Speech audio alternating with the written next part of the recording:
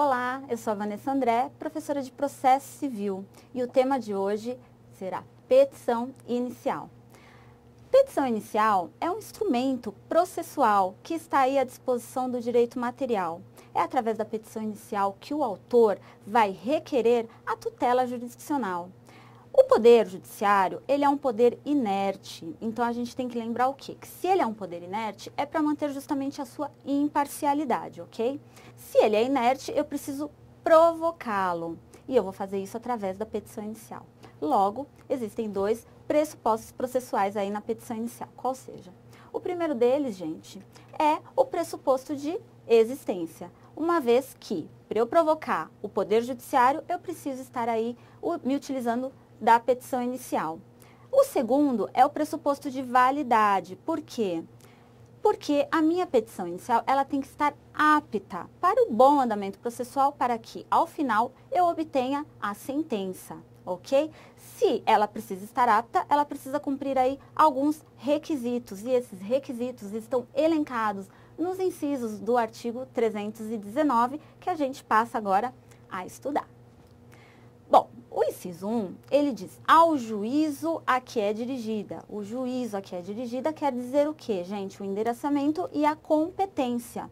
Por quê? Porque a petição inicial, ela tem que ser dirigida, eu vou levar a minha petição, a minha pretensão na minha petição inicial, para o juízo competente, para conhecer da demanda, de acordo com as normas constitucionais que vão reger aquele assunto. E já que eu estou falando aí de competência, eu vou explicar para vocês um pouquinho sobre a incompetência. Não é o tema da aula, mas eu achei que é importante para vocês entenderem, quando a gente fala aí, o juízo a que é dirigida, que trata sobre a competência. Por quê? Porque no artigo aí 64, ele está tratando sobre a incompetência absoluta. E o que isso quer dizer, gente?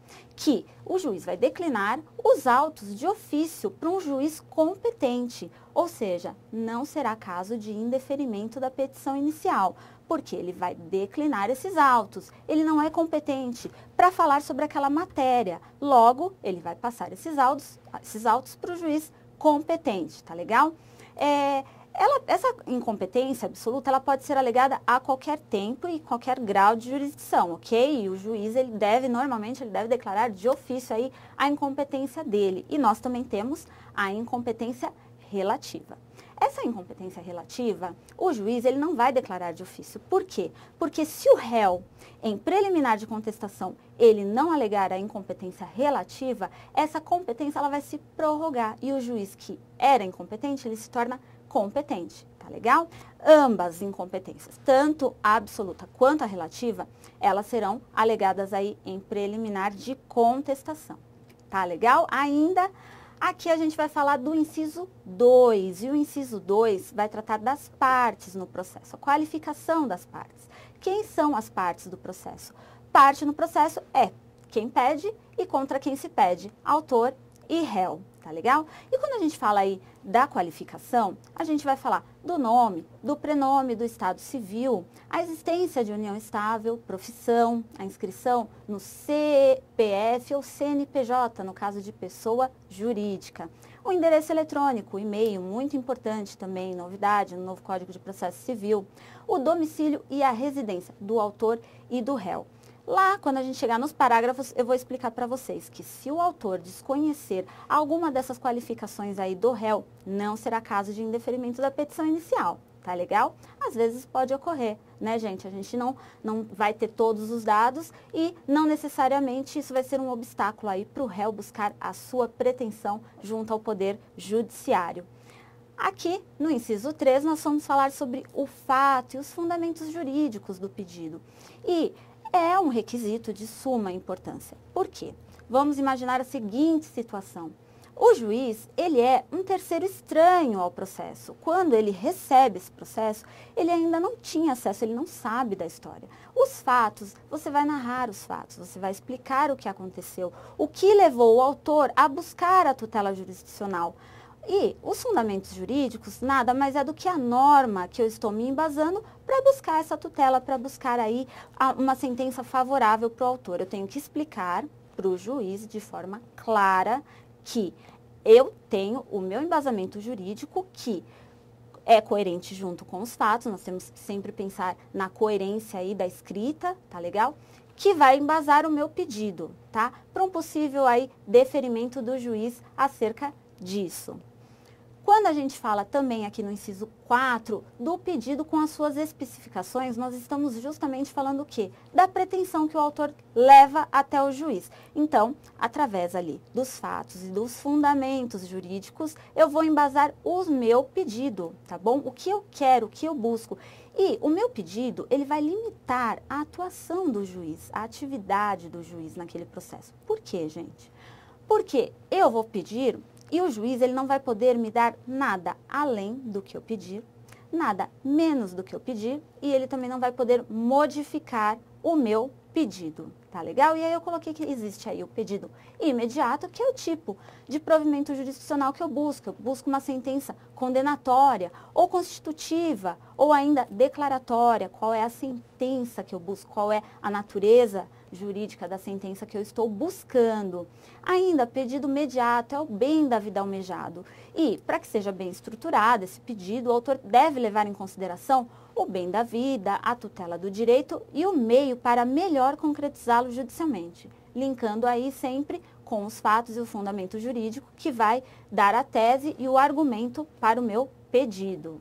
Continuando, gente, temos aí o inciso 5, que versa sobre o valor da causa. Quando eu estou falando do valor da causa, toda causa vai ter um valor, toda, ainda que eu não esteja tratando necessariamente de um bem, de um patrimônio, tá? Ainda que a minha lide não esteja versando sobre isso. E aí a gente vai ter que invocar o artigo 291 do Código de Processo Civil, que diz que a toda causa será atribuído um valor certo, ainda que não tenha conteúdo econômico imediatamente aferível. Por quê? A gente tem que lembrar também que o valor da causa, ela vai embasar o quê? As custas judiciais que eu vou ter que recolher para iniciar o meu processo. Por quê?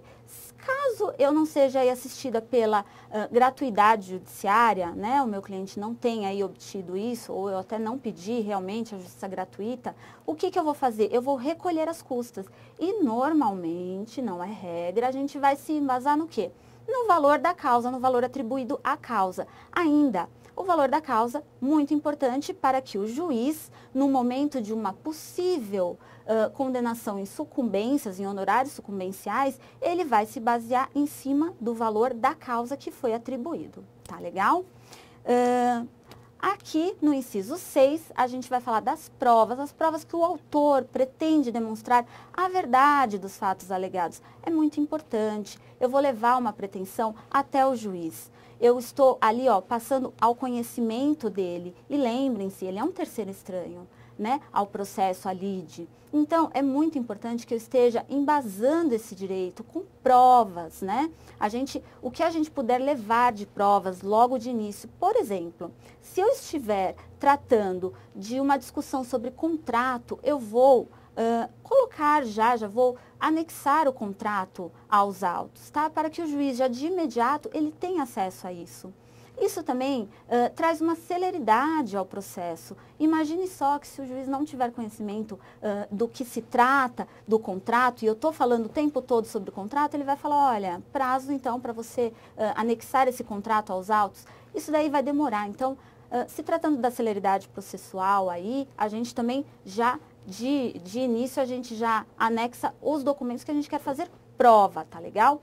O autor, ele inclui as provas que ele tem acesso, é claro, se ele não tiver acesso de início, ele vai protestar, né, para juntar, aí fazer prova. E já se decidiu pelo requerimento que ele se divide em duas fases. Por quê?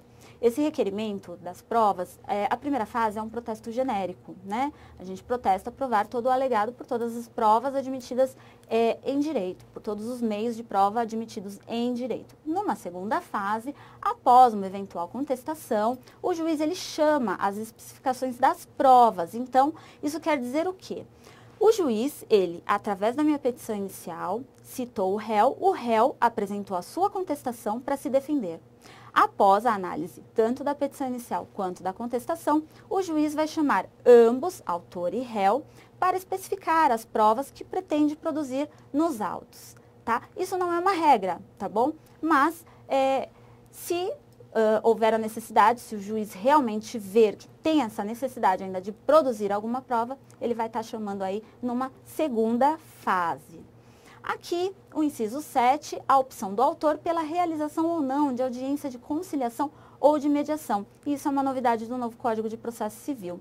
Não é propriamente um requisito, mas é uma oportunidade que o autor tem para manifestar o seu interesse ou o seu desinteresse numa possível audiência aí preliminar de conciliação, já que, obrigatoriamente, o juiz ele vai designá-la, tá? A gente vai falar, isso é muito útil. Se a lide versa e tem algum meio de uma composição amigável, essa audiência é ótima, né? A audiência de conciliação e mediação, porque ela é preliminar, tá bom?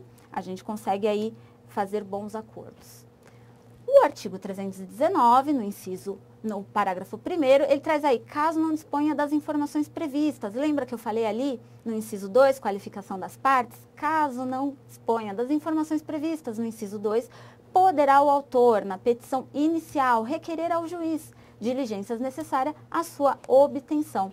Estamos tratando aí de um princípio de cooperação, né, que tem aí no novo Código de Processo Civil, porque se eu não tenho as informações, eu peço para o juiz, eu vou requerer que o juiz busque através dos meios que ele tem ali para buscar alguma informação para tornar acessível o acesso, o autor à justiça. Tá legal? Isso não pode ser um obstáculo, e a gente vai ver isso no parágrafo 3º, que no inciso 2 eu já tinha dito que isso não será caso de indeferimento da petição inicial, se o autor desconhecer aí algumas informações do réu.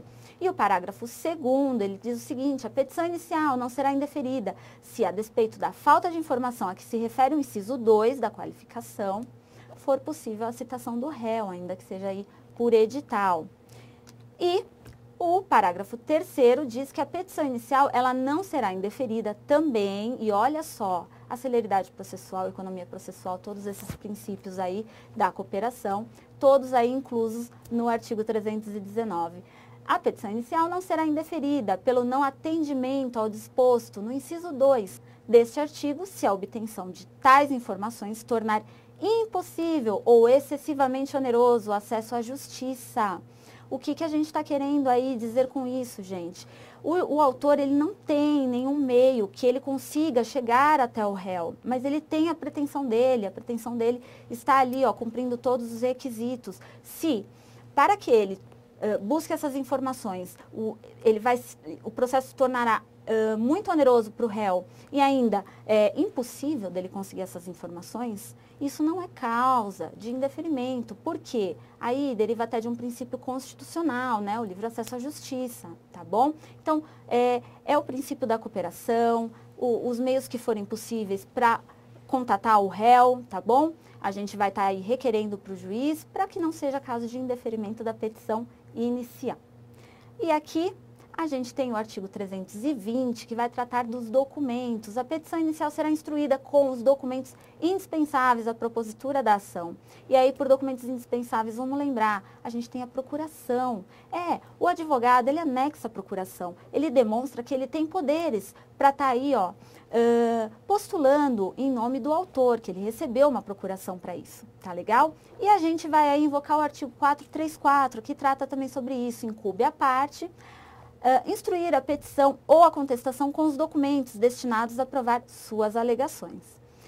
Inclusive, nos termos do artigo 439 e 440, os eletrônicos, tá bom? E aqui a gente tem o artigo 321, que versa sobre a possibilidade aí de indeferimento, emenda da inicial e um possível indeferimento. Por quê, gente? Porque o juiz, ele a verificar a petição inicial, que ela não preenche os requisitos do artigo 319 e 320, ou que apresente defeitos e irregularidades capazes de dificultar o julgamento do mérito, ele vai determinar e ele vai dar um prazo de 15 dias para que essa petição inicial ela seja emendada, né? para que o autor ou a emende e complete, indicando com precisão o que deve ser corrigido. Então, o juiz, ele tem que indicar com precisão o que ele quer que seja corrigido aqui na petição inicial, entendeu? E o parágrafo único, ele versa aí sobre uma possível hipótese de indeferimento. Por quê? Porque uma vez que o juiz diga, olha, autor, eu preciso que você corrija esse defeito que é sanável nessa petição inicial, para que eu possa proferir uma decisão, um julgamento de mérito, né? E o autor, ele inerte, ele não vai emendar a inicial, ou então, enfim, ele emenda, mas não corrigindo exatamente aquele erro, o juiz pode sim indeferir aí essa petição inicial. Tá legal? É o caso aí de indeferimento, mas a gente viu aí que a petição inicial, cumprindo todos os requisitos, são formalidades, na verdade, a gente não está falando aí de obrigatoriedade, mas de formalidades que têm que ser cumpridas para um bom andamento processual, né? Eu espero que vocês tenham gostado da aula, por hoje é isso, e até a próxima e bons estudos!